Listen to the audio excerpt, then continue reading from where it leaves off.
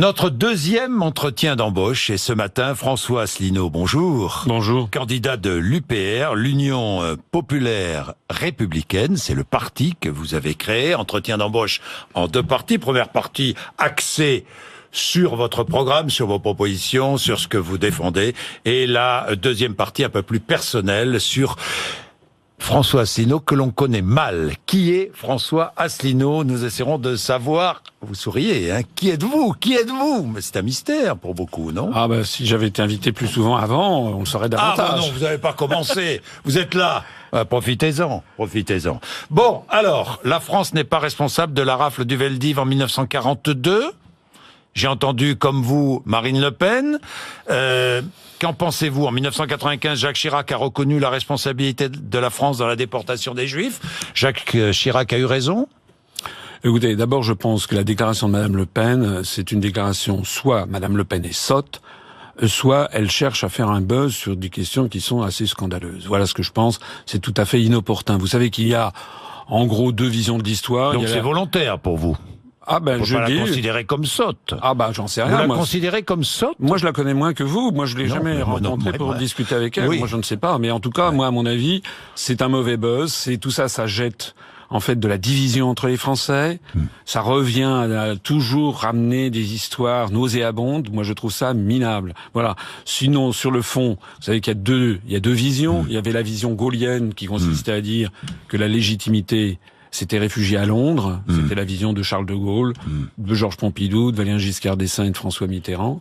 François Mitterrand qui d'ailleurs avait protégé René Bousquet, qui était l'auteur de la rafle du Veldiv. Oui. Et puis après, il y a eu Jacques Chirac, parce que c'est vrai aussi qu'il y a une autre vision des choses, c'est quand même les fonctionnaires de l'État français qui ont participé à ces abominations. Alors, je pose une question qui coule de source.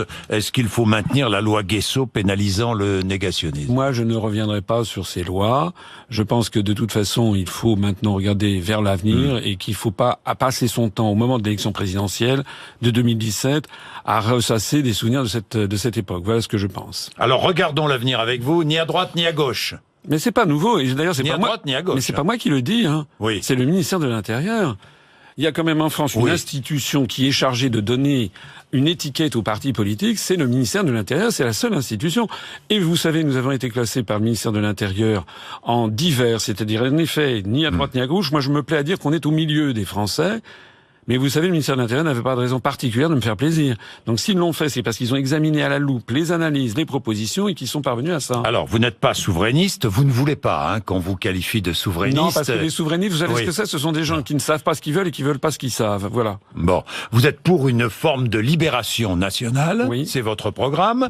Candidat du Frexit, vous l'affichez et vous l'assumez. Oui. Tout votre programme tourne autour de l'article 50. Non. Ah. Pas tout mon programme. Enfin, beaucoup.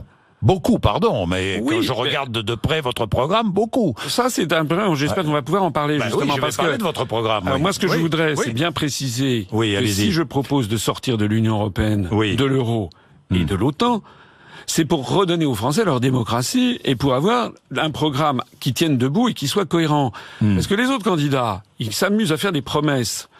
Alors, s'ils jouent les Pères Noël, chacun a ses promesses, les électeurs savent plus très bien sur quel pied danser. Moi, ce que j'explique, c'est que leurs promesses sont inapplicables dans le cadre des traités européens. Monsieur Mélenchon en est le champion, par exemple. Il fait des promesses, sauf qu'il veut pas sortir de l'Union européenne. Il ne le propose pas. Par exemple, augmenter le SMIC. Moi aussi, je propose d'augmenter le SMIC. Oui, à 1 300 € pour vous. Moi, je le passe. Oui, absolument. Ce qui est un plus qu'un coup de pouce. C'est 1 300 € net, alors qu'il est à 130 €.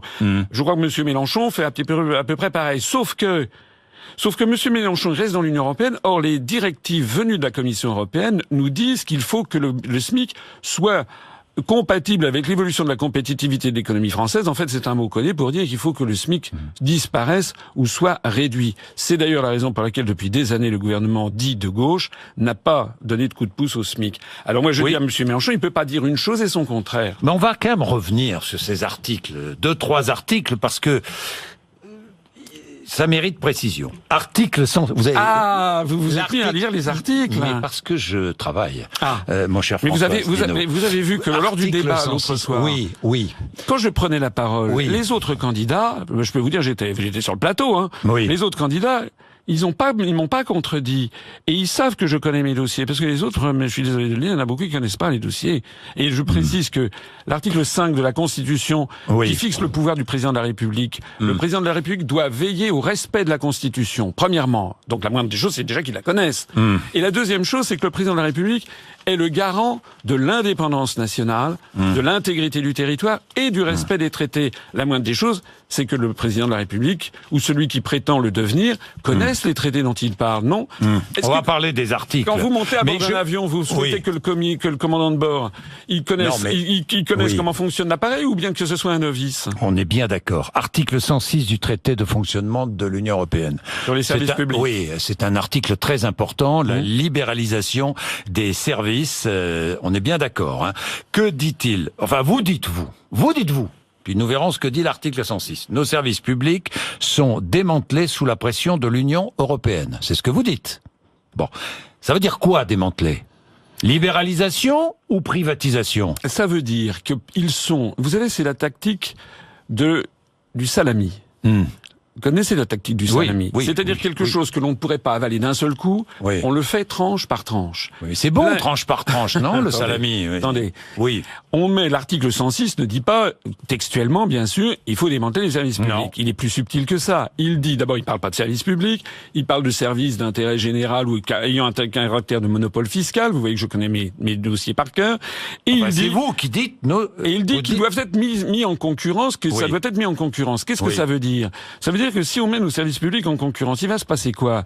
Il va se passer qu'on va ouvrir ça à au secteur privé, que le secteur privé va aller évidemment sur les niches les plus rentables, que donc le secteur public va se retrouver dans des niches qui ne sont pas rentables, sur les marchés justement qui sont pas rentables. Et qu'est-ce qu'il va faire? Il va avoir tendance, surtout si au même moment on coupe les subventions venant de l'État, il va avoir tendance à se comporter comme le secteur privé et donc à délaisser. Mais il y a un par exemple, c'est la Poste. Il y a l'exemple de la Poste. La Poste fait face à la concurrence. Pour l'instant, elle s'en sort. Parfois difficilement, mais elle s'en sort quand même. En ce moment, la Poste est en train d'être démantelée. Et puis moi, je vais vous non, la Poste. Mais pourquoi avoir peur de la concurrence? Pourquoi est-ce qu'un service public aurait peur de la concurrence? Mais moi, je n'ai pas peur de la concurrence dans tous les domaines. Je dis que les grands services publics à la française doivent avoir un rôle d'équilibre du territoire et d'égalité entre les Français. Moi, ça fait... Excusez-moi de le souligner, ça fait 10 ans que je parcours la France. J'ai dû faire à peu près 500 réunions publiques.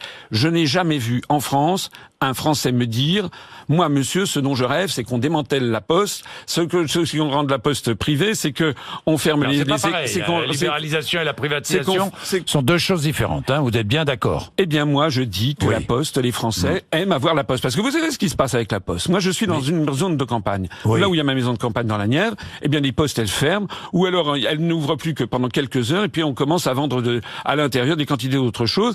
On va vers progressivement la fermeture des services publics en zone rurale, ce qui contribue à la désertification. Mais François Asselineau, la privatisation, par exemple, ça n'a rien à voir avec l'Europe. Ce sont les gouvernements qui choisissent de privatiser des entreprises publiques. Vous le savez bien. Air France, par exemple. Air France, c'est l'État français qui a décidé, non? Mais sous la pression, donc, ça n'a rien à voir avec l'Union européenne. Pourquoi tout vouloir mettre sur le dos de l'Union européenne? Mais parce que nous allons, encore une fois, cet article 106, il existe ou il n'existe pas? Oui, il existe. Il existe. Et donc, il pousse constamment. À une libéralisation. Libéralisation. Pas une privatisation. Oui, mais regardez ce qui se passe avec la SNCF, par exemple. La SNCF est en train de devenir maintenant une société avec uniquement presque, enfin j'exagère un peu, mais avec essentiellement du TGV de plus en plus. Et la SNCF est en train de se désengager des zones rurales. Elle n'a pas été démantelée, la SNCF. Oui, mais il faut voir ça sur la longue période. Elle a même été protégée par l'État. Il faut voir ça sur la longue période. Moi, je veux inscrire dans la Constitution, mais je comprends que vous ne soyez pas forcément d'accord. Non, mais je vous pose la question. Vous avez le droit de ne pas être d'accord, mais moi, je propose aux Français que les grands services publics à la française, EDF, qui était quand même un très grand succès et qui est en train de tourner au désastre, EDF, GDF, La Poste, la SNCF, les routes et les sociétés d'autoroutes et les sociétés concessionnaires comment dirais-je, d'adduction d'eau, plus TF1, oui. soit renationalisé. D'ailleurs, la plupart sont encore en main publique. Hein. J'ai bien conscience de ça. Ça va pas coûter des fortunes comme certains le disent. La plupart sont encore en main publique, mais je ne veux pas que l'on aille vers une société à l'américaine où on irait de plus en plus vers la privatisation. Parce qu'au bout du compte, ça sera l'explosion des inégalités entre les Français et entre les territoires. Alors, François Asselineau, nous allons revenir. Je reviendrai tout à l'heure sur tous ces articles parce que vous connaissez bien et on s'amusera un petit peu dans la deuxième partie. Je vous poserai 2-3 cols sur la Constitution et sur les traités européens. Mais François Asselineau, vous venez de parler des États-Unis. Mais qu'est-ce que vous avez contre les États-Unis? Quand je regarde, je vois, non, vous n'avez rien contre eux, non? D'abord, je suis déjà allé aux États-Unis. Ouais. J'ai des amis aux États-Unis. Ouais. Et le mouvement politique que j'ai créé, qui va bientôt atteindre les 24 000 adhérents, nous avons plus de 65 adhérents qui vivent aux États-Unis, qui y sont expérimentés depuis parfois de nombreuses années. Oui. Je signale qu'il y a aux États-Unis des responsables politiques ou des intellectuels qui disent des choses bien plus graves et bien plus sévères contre leurs propres dirigeants que moi-même. Moi, il se trouve que je ne veux pas que la France devienne un satellite de Washington. J'ai le droit. J'estime que lorsque l'on voit la façon dont la France, par exemple, mène sa diplomatie, on est à des années-lumière de ce qui se passait du temps de Charles de Gaulle. Nous sommes devenus désormais un satellite de Washington. Pourquoi? Parce que nous sommes dans les traités européens. Or, puisque vous avez regardé les articles des traités, l'article 42 du traité de l'Union européenne place en fait la politique européenne de sécurité et de défense sous la tutelle de l'OTAN. C'est ça la vérité. Donc nous sommes désormais obligés d'être sous la tutelle de l'OTAN. Nous n'appelons pas l'OTAN lorsque nous allons envoyer des troupes au Mali. Mais moi, je ne veux pas François Asselineau, on n'a pas besoin de l'OTAN pour envoyer nos troupes au Mali. Oui, mais pourquoi est-ce qu'on envoie des troupes au Mali? C'est parce que la France a participé... Pour lutter contre le terrorisme. Oui, et pour lutter contre l'extrémisme. Oui, et pourquoi y a-t-il du terrorisme et de l'extrémisme? Qui a démantelé le régime de Kadhafi en Libye? Est-ce que ça a été une bonne chose que la France et le Royaume-Uni interviennent? Bien entendu, avec le soutien implicite de Washington, pour démanteler le régime de Kadhafi. Est-ce que vous croyez que c'est une bonne chose? Il y a 70% de la population libyenne qui a fui, ça a déstabilisé le Machrek et le Sahel. Alors évidemment, après ça, on en paye les pots cassés. Mais de toute façon, la France n'est plus la France. La France a désormais une diplomatie et une politique étrangère qui est sous la tutelle, sous la vision géopolitique de Washington. Ça n'est pas être anti-américain que le délire, c'est simplement être réaliste. Est-ce que Trump a commis une faute en allant bombarder l'aéroport d'où ont décollé les avions qui sont allés jeter des bombes des bombes chimiques sur les rebelles syriens? Alors, déjà... Vous y croyez d'ailleurs? De quoi? Est-ce que vous croyez que l'aviation syrienne a bombardé à l'arme chimique? Vous y croyez? Écoutez, la question c'est pas de savoir si j'y crois ou si j'y crois pas, la question c'est de savoir si c'est vrai ou si c'est faux. Bon, donc pour savoir si c'est vrai ou c'est faux. Mais moi je n'en sais rien, vous le savez vous? Non. Bon, vous pourriez mettre votre main à couper? Bon, non. Écoutez, chat échaudé. Où mettrais-je ma main à couper? Oui. Chat échaudé craint l'eau froide. Les armes chimiques de Saddam Hussein, il y a eu une guerre en Irak qui a provoqué plus d'1 million de morts. Il y avait des armes chimiques ou pas? La réponse est non. Les Américains qui avaient annoncé qu'il y avait des armes chimiques, 6 mois après, par la bouche de Colin Powell, le secrétaire d'État américain, a dit en effet, il n'y en avait pas. Bon. L'affaire de la Ghouta, du massacre de la Ghouta en 2013 en Syrie, avec le gaz sarin qui avait été prétendument envoyé par les troupes gouvernementales. Maintenant, le mystère reste quand même entier, mais le dernier rapport, il y a un rapport qui a été fait par les Américains, par la chose la plus prestigieuse qui est aux États-Unis, l'université de Harvard, le Massachusetts Institute of Technology. Eh bien, les plus grands experts américains, c'est sorti il y a quelques mois, ont dit que très probablement cette attaque au gaz sarin venait des rebelles et non pas du gouvernement. Je suis pas l'ambassadeur de Monsieur Assad ni de qui que ce soit. Je dis simplement que, avant de se précipiter aux conclusions, il faut qu'il y ait une enquête qui soit menée sur cette affaire-là, qui était une abomination, bien entendu. Mais qui est à l'origine, moi, je n'en sais rien. J'écoute un son, j'écoute l'autre son. Ce que je sais, pour répondre à votre question, c'est qu'il y a une chose qui est certaine. C'est que ce qu'a fait Donald Trump est interdit par le droit international parce qu'un État n'a pas le droit d'agresser un autre État comme il l'a fait. Et s'il y avait eu une attaque chimique, c'est à ce moment-là, au Conseil de sécurité de l'Organisation des Nations Unies d'intervenir. Ce que font les Russes, c'est permis par le droit international? Oui, parce que... En Crimée, par exemple, ou ailleurs. Ah bah oui, là ils ont pris une latitude. Ils se sont arrangés. Il y a eu avec le droit international, quoi. et au Kosovo et au Sud-Soudan. Il y a eu des référendums qui ont été faits de la même façon, mais par les Américains cette fois-ci. Écoutez, non, moi je peux vous dire... Vous dites il faut arrêter l'américanisation subliminale de nos cerveaux. C'est vrai. C'est quoi l'américanisation subliminale? Ben, par exemple, les primaires. Vous croyez que c'est un succès, les primaires des Républicains et les primaires du Parti Socialiste? Ça sort d'où, les primaires? Ça vient bien, c'est par le mimétisme vis-à-vis des États-Unis. Le mouvement UMP qui d'un seul coup s'appelle les Républicains. Ça vient d'où? C'est par mimétisme des États-Unis. Et si l'acronyme n'était pas un petit peu gênant, ça fait belle lurette que le Parti Socialiste se serait appelé le Parti démocrate. C'est ça la réalité, c'est que c'est par mimétisme des États-Unis. Voilà. D'ailleurs, il suffit de regarder nos séries américaines partout. Il y a, et ça n'est pas du complotisme ou du conspirationnisme. Vous allez encore me sortir ça. Oui, sur le complot. Oui, mais c'est, parce qu'on vous accuse de complotisme. Je vais y revenir dans la deuxième partie. Et vous savez pourquoi on m'accuse de ça? Non. C'est parce qu'on ne sait pas de quoi m'accuser. Comme je n'ai pas j'ai pas de casserole. Comme je n'emploie pas toute ma parentèle comme attaché parlementaire. Comme je n'ai pas de compte en Suisse, il faut bien trouver quelque chose à critiquer. Donc on a trouvé ça à se mettre sous la dent. Mais on va en parler si vous voulez. On va en parler. Le 11 septembre 2001, il n'y a pas de complot. Pour vous. Mais pourquoi vous me parlez du 11 septembre 2001? Mais comme ça, parce que c'est... Moi, je préférerais que l'on parle là, maintenant, de ce qui intéresse les Français. C'est moi qui pose des questions. Oui, mais ici, comme disait Georges Marchais, c'est moi qui les réponds. Oui, d'accord, oui, mais enfin, comme c'est moi qui pose des questions, vous répondez, vous ne répondez pas. Si vous ne répondez pas, on arrête. Vous savez, c'est pas compliqué avec moi. Bon, comment définissez-vous vos concurrents? Tiens, François Fillon, par un mot.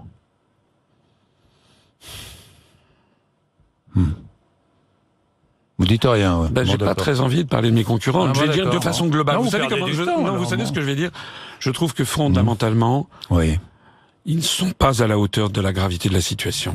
Ils font tous, à peu près tous, une candidature pour être Premier ministre. Ils confondent l'élection présidentielle et les élections législatives. Il va y avoir des élections législatives au mois de mai-juin. Et là, on va parler de la sécurité, de la santé. Moi, j'ai des réponses et des programmes sur tous ces sujets. Mais là, nous sommes dans l'élection présidentielle. Il s'agit de choisir le chef de l'État. Or, le président de la République, qui n'est pas la même chose que le Premier ministre, on n'est pas comme aux États-Unis, c'est la Constitution de la Ve République. Le président de la République doit être le garant de l'essentiel, c'est comme ça que De Gaulle l'avait qualifié, et il doit être le garant de l'indépendance nationale et de l'unité nationale. Quel est le programme des autres candidats pour garantir l'indépendance nationale? Comment peut-on garantir l'indépendance nationale si toutes nos lois, si notre monnaie, si notre politique diplomatique et militaire sont fixées par la Commission européenne à Bruxelles, la Banque centrale européenne à Francfort et l'OTAN qui est gérée depuis Washington? François Asselineau, nouveau franc, donc, sorti de l'Union européenne, nouveau franc. Alors, en ce qui concerne la vie publique, parlementaire, conseillers régionaux, conseillers départementaux, ça vous gardez, hein? Pas plus de... Non. Non? Il y a toute une série de suppressions de postes, vous le savez. Oui, suppression du nombre de parlementaires, oui. 70 députés en moins, j'ai vu ça. 74 députés européens en moins, puisqu'on quitte l'Union européenne. Notez bien d'ailleurs au passage que Madame Le Pen, qui a encore une fois, par l'intermédiaire de Philippot, copié un certain nombre de mes propositions, que Madame Le Pen ne propose pas de supprimer les députés européens, ce qui prouve d'une part qu'elle veut pas sortir de l'Union européenne, d'autre part qu'elle veut garder pour ses vieux jours, n'est-ce pas, ses fonctions, parce que ça va faire 32 ou 33 ans que Monsieur Le Pen est député européen, et elle-même, ça doit faire 15 ou 16 ou 17 ans. Ils sont sur la bête, ils touchent beaucoup d'argent de cette structure. Pas plus de 2 mandats consécutifs, proportionnels, reconnaissance du vote blanc, 3 référendums si vous êtes président de la République. Pas proportionnel. Pas de proportionnel. Une dose de proportionnel. Une petite dose de proportionnel. Mais pas la proportionnelle intégrale. Non, pas la proportionnelle intégrale. Reconnaissance du vote blanc de plein exercice. Ça veut dire que ça donne un pouvoir révocatoire aux électeurs. Si, dans un scrutin, le vote blanc arrive en tête, devant les candidats personnes physiques, le vote est annulé. Il est reporté de 2-3 mois. Le vote est de nouveau organisé, mais lors du nouveau scrutin, les candidats qui participaient au scrutin qui a été annulé ont interdiction de se représenter. C'est un système qui existe en Suède et en Uruguay. Je veux qu'il existe en France. Alors François Asselineau, nous aurons l'occasion dans la deuxième partie, qui dure une demi-heure évidemment, à travers votre portrait, de revenir sur certaines propositions, notamment ce qui concerne l'agriculture et la santé. Ça m'intéresse beaucoup. Vous voulez interdire les marchés publics aux entreprises étrangères? J'ai vu ça. Non, c'est pas aussi simple. Non, c'est dans votre programme. C'est pas aussi simple que vous le faire le coup de Jean Lassalle. Non. C'est pas aussi simple que ça. Oui. On va donner la priorité dans certains marchés publics. En effet, s'il y a pas d'appel d'offres, si l'appel d'offres n'est pas réglé, on pourra donner la priorité pour les marchés publics, pas pour les marchés privés, mais pour les marchés publics, aux entreprises françaises. J'ai dit interdire les marchés publics. Aux entreprises françaises. Ouais. Mais s'il n'y a pas de possibilité, eh ben on passera. François Asselineau. Alors, il y a une mesure qui mérite explication. Concernant les médias, assurer une diversité politique représentative des différents courants d'opinion parmi les journalistes présentateurs d'émissions d'information. Ça veut dire quoi, ça? Ça veut dire que, par exemple, les Français ont pu le mesurer au moment du traité de Maastricht, ou au moment de l'élection ou du référendum sur la Constitution européenne, ou même encore maintenant. On a l'impression qu'en France, tous les journalistes, par exemple, sont pour l'Union européenne. Moi, je ne connais pas de journaliste qui me donne l'impression d'être en faveur du Frexit. Non, mais attention aux impressions, hein, François. Oui, écoutez, c'est quand même bon. Voilà. En règle générale, c'est quand même comme ça que ça, et c'est comme ça que c'est perçu par l'opinion publique. Mais comment faites-vous pour assurer une diversité? C'est-à-dire qu'on va demander aux journalistes de prendre une carte, d'afficher ses opinions politiques, je ne sais pas. Non, on va faire d'abord respecter. Ses opinions? On va faire d'abord respecter. Vous allez faire passer un examen aux journalistes pour savoir de quelle opinion ils sont? On va faire respecter dans le service public la charte de Munich, la charte de l'éthique du journalisme, voilà, dont l'article 8, parce que je connais aussi les articles de la charte de Munich. L'article 8 et l'article 9 disent que justement, il ne faut pas confondre le métier de journaliste avec le métier de propagandiste. Et que donc il faut...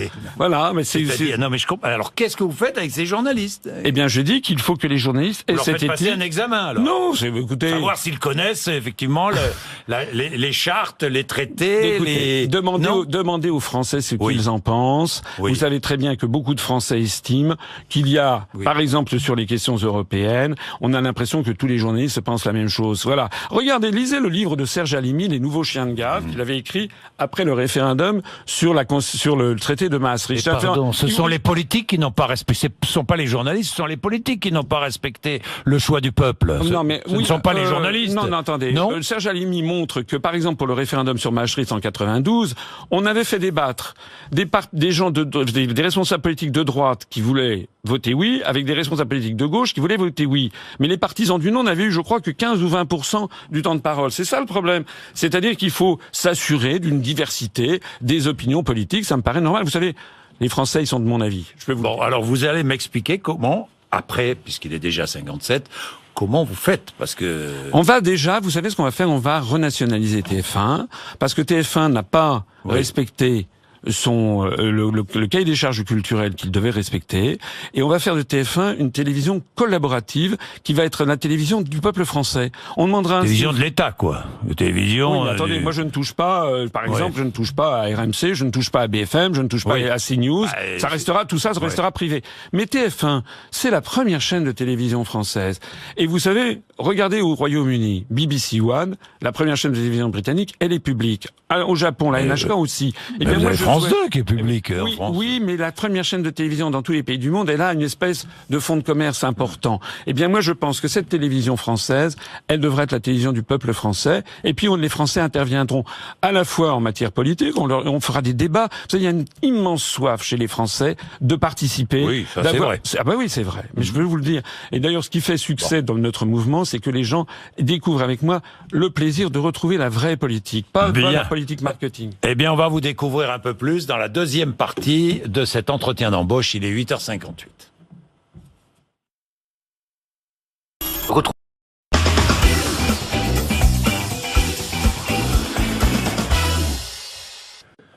François Asselineau, on va essayer d'un peu plus vous connaître, parce que vous êtes assez pudique, hein, je crois. C'est vrai. C'est vrai? Vous feriez la une de Paris Match avec votre épouse? Non. D'ailleurs, ma femme ma femme est universitaire. Et elle est agrégée de lettres. Classiques et normaliennes. Lettres classiques, normaliennes, vous voyez. Vous connaissez très bien ça. Non. Elle a eu son bac à 15 ans. Oui. Et vous êtes fier d'elle, hein? Oui. Mais elle reste très discrète. D'ailleurs, si je suis élu président de la République, elle sera la femme du président de la République. Il n'y aura pas de première dame. On va pas faire un truc monarchie. Je vais pas faire les couvertures de Paris Match. Et je tiens beaucoup à préserver à la fois sa vie privée et la vie privée de mes enfants aussi. Ça, c'est important. Vous avez 2 enfants. Oui. 59 ans, François Asselineau. pas facile d'être candidat à l'élection présidentielle. Non. Non. Parce qu'il faut se dévoiler un peu. Vous n'aimez pas ça, hein? Non, mais parce que moi, vous savez, je suis plutôt Je disais à Poutou hier, vous êtes pudique, mais vous êtes comme Poutou, vous êtes pudique. Mais vous savez, moi, je suis pas un politicien. J'ai pas fait de la politique. Pourquoi faites-vous de la politique? Écoutez, ça vous savez pourquoi tout à l'heure vous me demandiez en gros ce que je pensais des autres candidats. Je vais vous dire mon sentiment, il est un peu raide, hein. Mais franchement, la classe politique française est très médiocre et les autres candidats, ils sont nuls techniquement sur des quantités de sujets. Faites-leur parler de l'euro, par exemple. Organisons un débat sur l'euro. Comment ça marche? Comment concrètement ça fonctionne?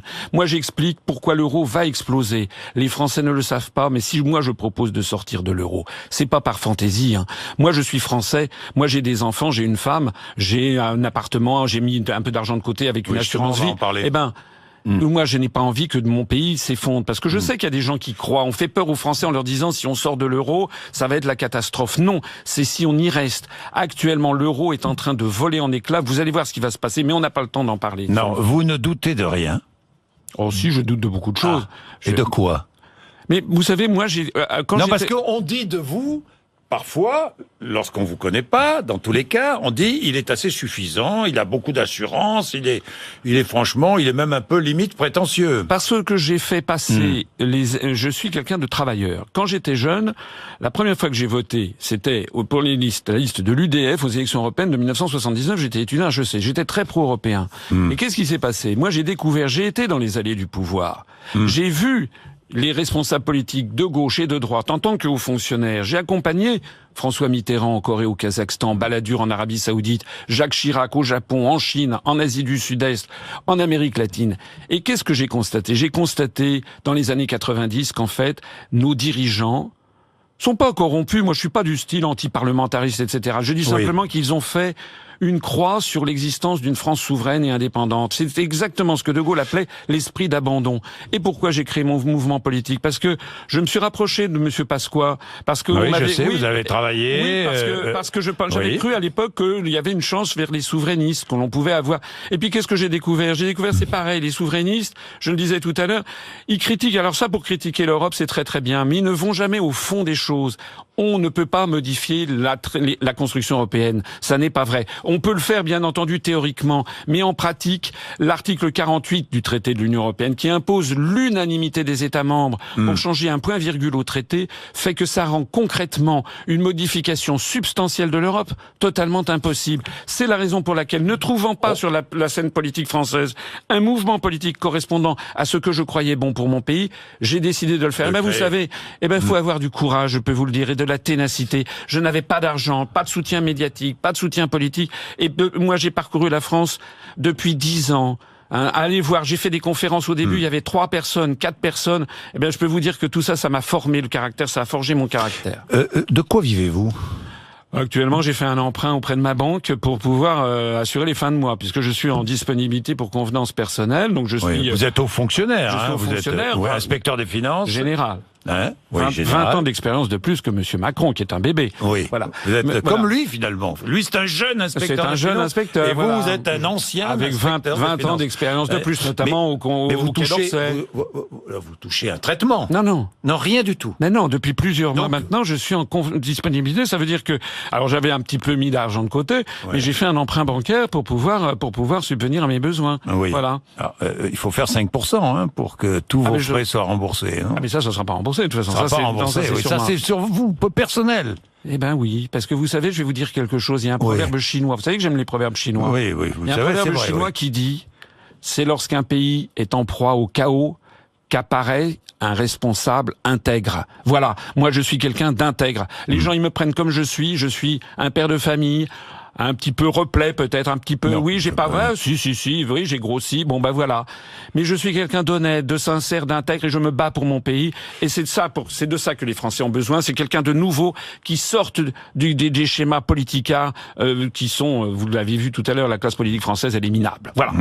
Vous parlez japonais. Skoshi dake hanashimasu keredomo. Allez-y, répétez-moi. Skoshidake, ça veut dire seulement un petit peu. Anashimas, je parle, mais voilà, ça veut dire je ne parle qu'un petit peu. Vous auriez aimé être ambassadeur au Japon, ça. C'est pour ça que j'ai fait l'ENA. C'est parce que j'ai vécu au Japon. Oui. Et vous avez fait votre service militaire au Japon. J'ai fait mon service national pendant 1 an et demi à l'époque. Voilà, pendant 1 an et demi. Et vous rétablissez d'ailleurs un service national. Un service civique, je propose pour garçons et filles pendant 6 mois, un petit peu pour ceux qui voudront aller dans l'armée. Vous savez, la défense nationale n'est pas très demanderesse, mais aussi, je pense que ça serait bien, par exemple, un engagement, comment dirais-je, humanitaire, qu'il y ait certains garçons et filles qui aillent travailler, par exemple, pour la Fondation Abbé Pierre, pour l'Armée du Salut, pour les Restos du Cœur, ou bien aussi à l'étranger pour faire, comme c'est actuellement la coopération, pour enseigner dans les pays d'Afrique, dans les pays d'Asie, dans les pays d'Amérique latine. Bon, je pense que nous allons nous fâcher. Ah. Vous savez pourquoi, François? Non. Sinon, parce que je vais vous parler de complot. Oh non. Mais si, quand même. Tweet du 7 avril. J'en ai assez de cette chasse aux complotistes qui stigmatisent les Français, qui osent avoir des doutes. Hein?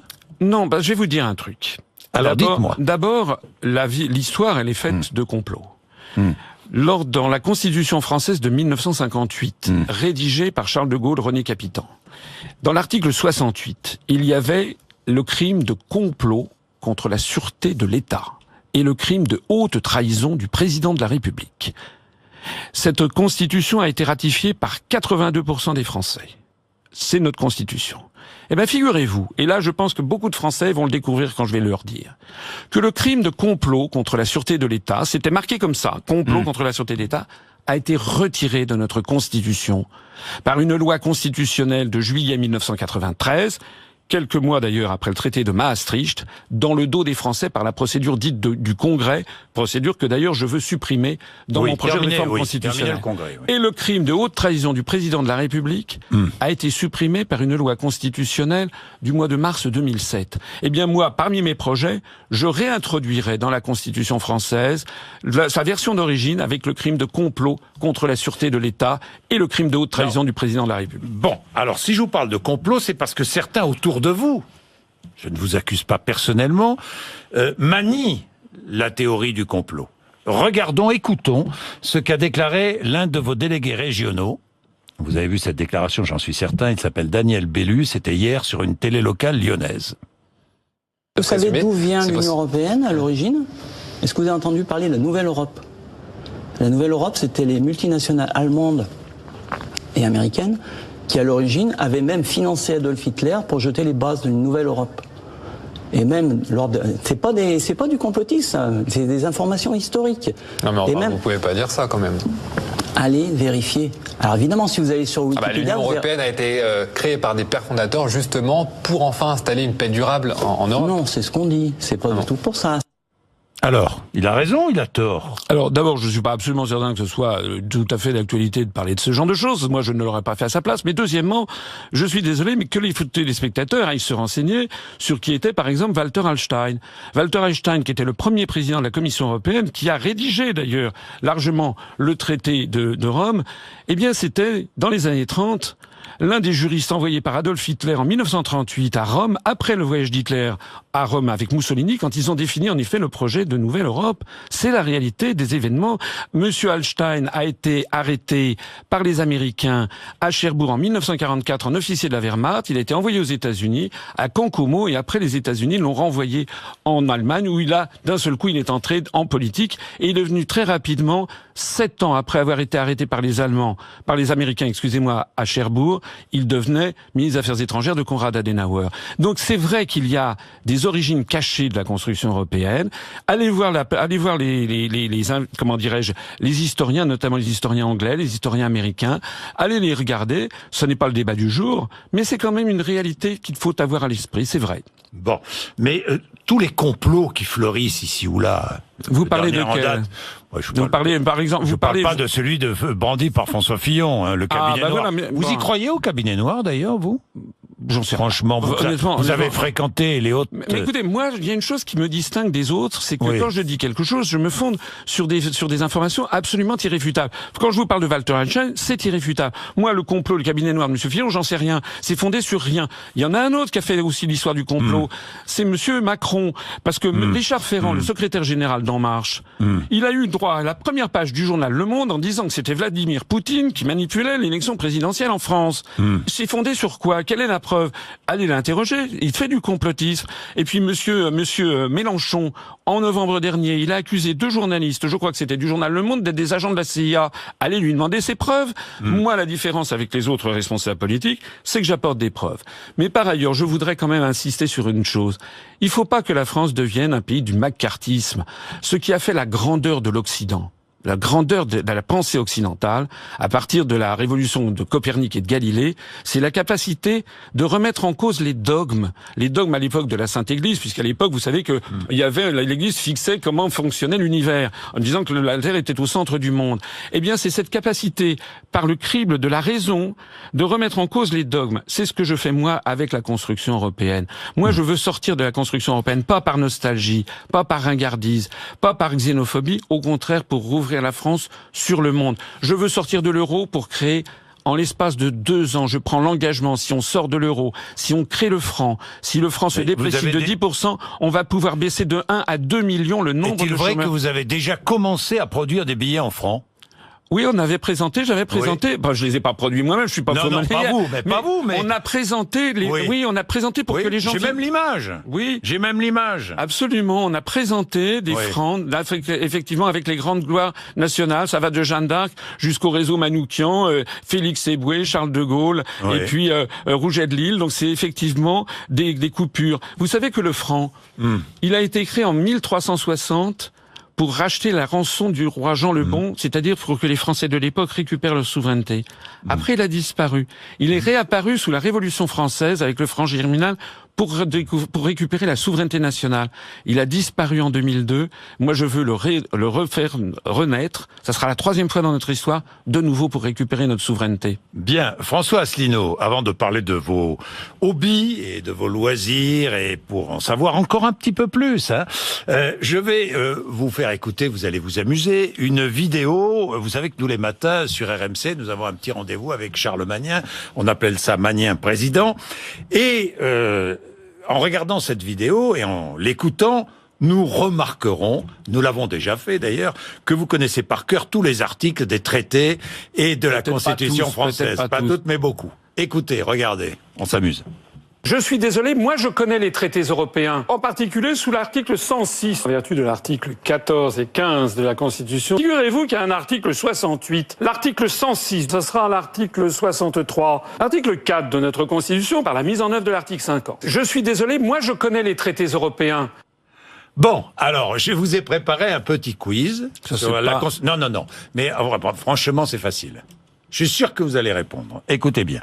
Le président de la République a le droit de faire grâce à titre individuel.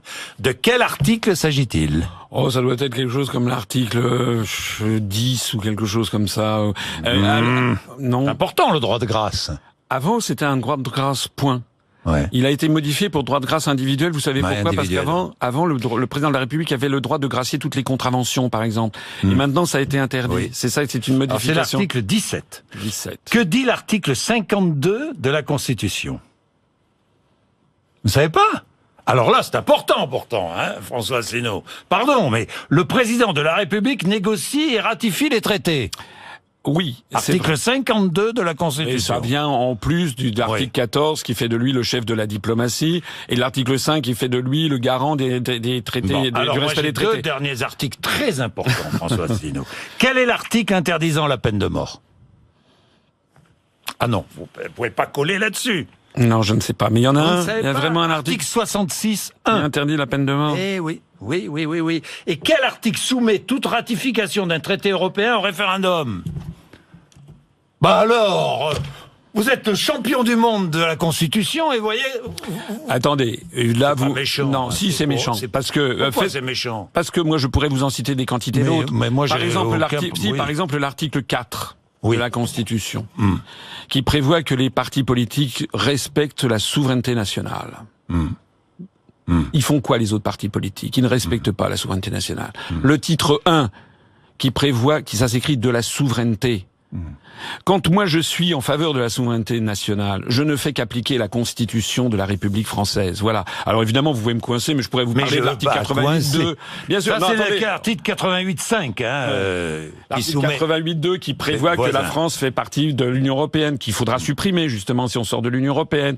C'est exact. Il y a l'article 16 qui donne les pleins pouvoirs au président de la République. Et ça, c'est important. Est-ce que il faut que les Français choisissent quelqu'un qui va être un arbitre, quelqu'un en qui ils aient confiance. Est-ce que vraiment les Français sont prêts à pouvoir potentiellement donner les pleins pouvoirs à un candidat extrémiste? Je n'en suis pas sûr. Voilà ce qu'il faut avoir à l'esprit. François Asselineau, il y a 2-3 sujets sur lesquels je voulais revenir parce que ça me permet d'en savoir un petit peu plus sur vous. Le travail de dimanche. Alors là, vous êtes contre le travail de dimanche. Oui, je suis contre. On peut avoir des exceptions, bien entendu, dans les hôpitaux, etc. On peut aussi avoir dans les zones touristiques, comme c'est actuellement le cas, on peut avoir des inflégissements. Mais moi, je suis contre. Pourquoi? Parce que je ne veux pas que la loi du profit maximal soit la loi cardinale de la société française. Les gens, ils ont aussi besoin d'avoir un repos dominical. Ça fait partie de nos traditions. Et moi, je suis favorable au maintien des traditions dans ce genre de situation. Vous dites les services publics, d'accord. Normal. L'hôpital, bien sûr, totalement normal.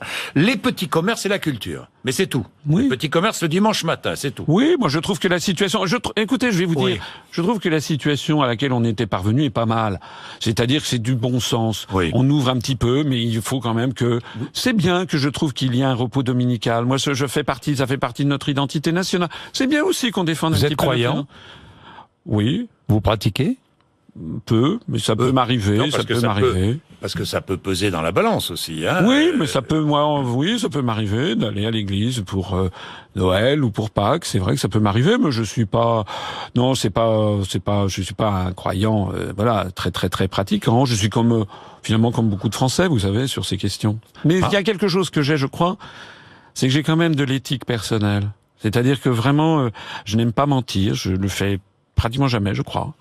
Je suis quelqu'un d'honnête, honnêtement. Je suis quelqu'un de sincère. Je suis parfois un petit peu trop franc, ça c'est possible. Peut-être que je suis un petit peu professoral. Mais vous savez, vous m'avez brocardé là sur l'affaire des articles. Mais vous savez, des questions, c'est pas méchant. Mais moi j'ai vu dans la rue depuis le passage, il y a beaucoup de gens qui sont venus me voir et qui m'ont dit vous connaissez vos affaires, vous connaissez votre truc. Moi par exemple, je citais les articles 38 et 39 qui mettent actuellement, qui sont responsables de la destruction de l'agriculture française. Je voudrais en dire un mot. Moi, je veux qu'on arrête la destruction de l'agriculture familiale française. Il y avait 4 millions d'agriculteurs en 1960, ils sont tombés à 400 000. Moi, je veux qu'à la fin de mon quinquennat, on soit remonté à 600 000. Comment ?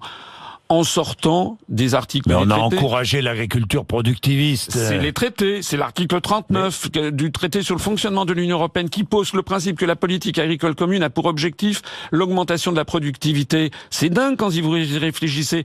On peut avoir un plan quinquennal qui fixe une augmentation de la productivité, mais pas un traité qui n'a pas de limitation de durée, ce qui peut durer des centaines d'années. Vous vous rendez compte que chaque année, il faudrait augmenter la productivité? Moi, je dis, si on sort de l'Union européenne, j'en profite pour rappeler que nous donnons chaque année 23 milliards d'euros à l'Union et qu'on en récupère 14. Ça veut dire que vous êtes à 9 milliards, en fait c'est 6 milliards d'euros. Non.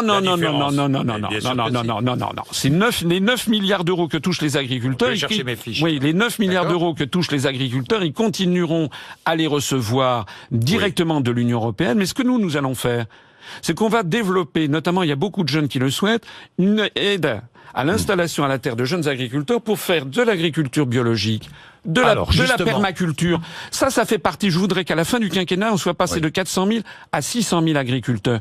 Et tout s'enchaîne parce que il faut lutter contre la désertification médicale. Il faut lutter contre la désertification rurale. Il faut lutter contre la fin des commerces dans les petits villages.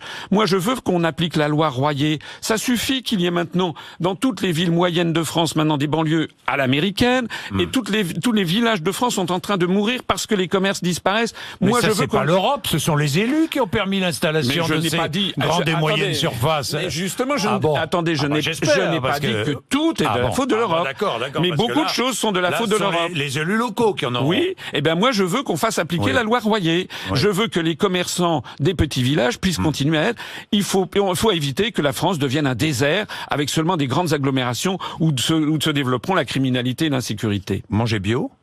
Ah oui, ça m'arrive, oui. Pas systématiquement, non, pas systématiquement, mais ça m'arrive, oui. Parce que, alors, en matière de santé aussi, parmi les mesures que vous proposez, il y en a plusieurs, mais vous dites qu'il faut mettre en place une grande politique publique de médecine douce et alternative. Vous oubliez un morceau du truc. Alors, vous oubliez sous un contrôle d'une expertise profonde. Oui. Parce que, effectivement, il y a beaucoup de Français qui trouvent que de temps en temps, l'ostéopathie, l'acupuncture sont des médecines qui mériteraient d'être développées. Moi, je pense aussi que, par exemple, des malades qui sont parfois en phase terminale où la médecine allopathique a baissé les bras, je pense qu'on devrait pouvoir être un petit peu plus souple sur ces médecines. Mais je vais bien au-delà. Il y a beaucoup d'autres choses en matière de santé qu'il faut régler, notamment le problème du salaire du personnel hospitalier, les fermetures d'hôpitaux locaux. C'est parfois justifié. Vous n'êtes pas pour la suppression de fonctionnaires? Ah non. Non, ça certainement pas. On en a déjà supprimé suffisamment. Je pense qu'il faut arrêter. D'ailleurs, le programme de monsieur... D'ailleurs, vous savez, monsieur Fillon, monsieur Macron, ils proposent tous de supprimer 120 000, 150 000, 500 000 fonctionnaires. Et puis après, ils font du clientélisme et du populisme. Ils vont voir les hôpitaux, ils disent, je vais créer 15 000 postes. Ils vont voir des policiers, je vais créer 12 000 postes. Alors, ils les suppriment où, leurs postes de fonctionnaires? Ils les suppriment parmi les fonctionnaires territoriaux, notamment, disent-ils. Moi, je ne veux pas supprimer le nombre de fonctionnaires d'État. Je pense qu'on en a suffisamment supprimé comme ça, mais moi je fais des économies, les économies en sortant de l'Union européenne. On n'a pas eu le temps d'en parler, mais on a beaucoup d'économies à faire. On a dit beaucoup de choses. C'est vrai. Beaucoup de choses. C'est vrai, quand même, François Asselineau. Vous aimez la musique? Un peu. Laquelle? Moi, j'aime bien la musique. J'aime bien beaucoup de choses, mais j'aime bien la musique baroque. Musique baroque, musique de Monteverdi, les premiers opéras, l'Orfeo, etc. Puis j'aime bien aussi la musique de mon enfance, les trucs style Paul Naref, style style Johnny Hallyday, c'est vrai que j'aime bien, c'était mon enfance. Un petit peu le disco, c'est quand j'étais étudiant à HEC, je me rappelle de soirées disco. Et puis maintenant, j'aime bien aussi la musique, il y a des trucs que j'aime bien. J'aime bien Kygo, par exemple. Vous connaissez Kygo? C'est un Norvégien qui fait de la musique, comment on dit? Feel good. Ouais. Feel good. Ouais. Vous êtes feel good? Un petit peu. Vous savez, je suis pas anti-américain sur le principe. Je suis contre le fait que les États-Unis d'Amérique, mais ça serait pareil avec la Russie, moi, je veux que la France soit ce qu'elle a toujours été dans son histoire.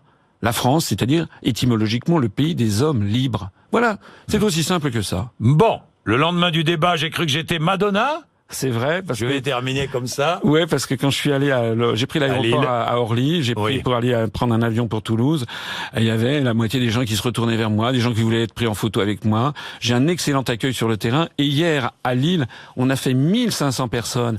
Il y a un certain nombre d'autres candidats, prétendument, qui peuvent aller se rhabiller. On a énormément de monde dans mes meetings, et une ferveur incroyable. Je vous assure que nous allons faire la surprise le soir du premier tour, vous allez voir.